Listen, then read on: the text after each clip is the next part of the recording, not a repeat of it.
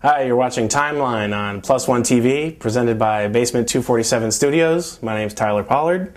Today we're talking with Bryn and Alex from Bang Camaro.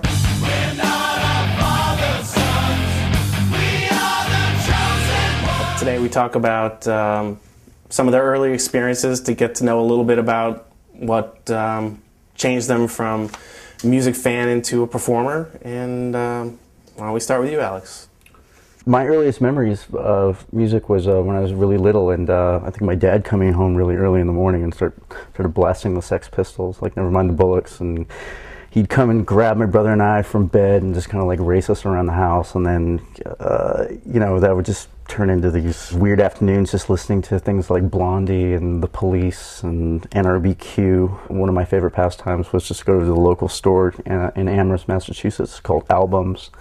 And I think the first vinyl album I ever bought on my own with my allowance was Quiet Riot's Metal Health. How about you, Bryn? What was the first thing you bought? First thing I bought, I think, was Thriller, Michael Jackson. I had a lot of the same experiences with Alex. I came from a really musical family, but it was more into, your parents seem really cool. I'm a little jealous. Yeah, my parents were hippies, and so they were really into the folk rock movement. So there's a lot of like Pete Seeger and Clancy Brothers, and they both played guitar all the time. And one of the sad things was, since I was like 4 or 5, they were trying to get me to play guitar all the time, and I just picture that as like old people music. You know, why would I ever want to pick up a guitar? I want to play video games. I don't want to have anything to do with that. And, had I actually paid attention and listened to them, I would have been able to get, like a 7 or 8 year head start on my playing now. So, listen to your parents. What actually made the difference for you?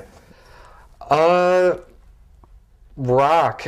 I needed to get to the point where I felt that it was something that my parents wouldn't be supportive of, strangely enough. It was, I remember my friend brought a Motley Crue magazine, or it was like Hit Parader or something like that, into school one day.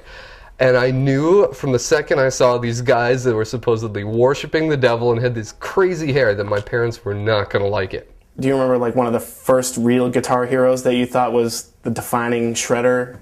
When I think back on it, when I picked up the guitar, I always felt that, just shredding and just the pure technicality behind playing like very intricate sort of things was so far beyond me, and would always be really far beyond me, that I didn't, it's not that I didn't pay attention to players like that when I was a kid. It was just that it wasn't where my focus was, because I never felt that was something that I could ever emulate. But yet again, like, metal was an entirely different thing. I mean, it was like something you loved and something you could understand was music, but the thought of playing it or even thinking you could was just like, yeah, they're heroes. I mean, that's it. That's actually something we talk a lot about, which is people, rip on us every now and then, like, why are you bringing this god-awful music back?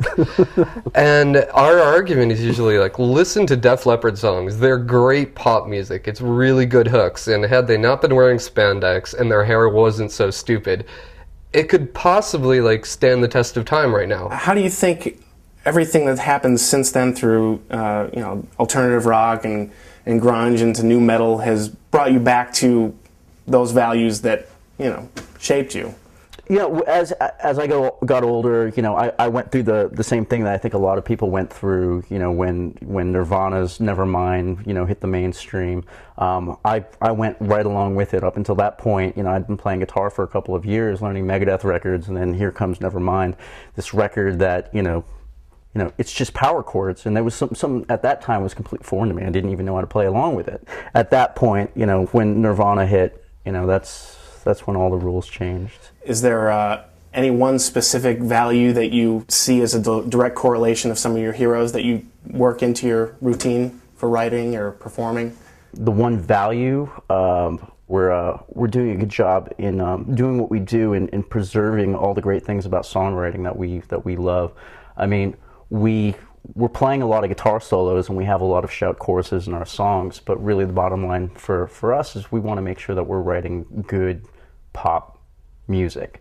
And it's, there is a lot of wankery in it, but that it's not necessarily a vehicle for that. Been watching Plus One TV, and I'm Tyler Pollard. This is Timeline. thanks to Bryn and Alex.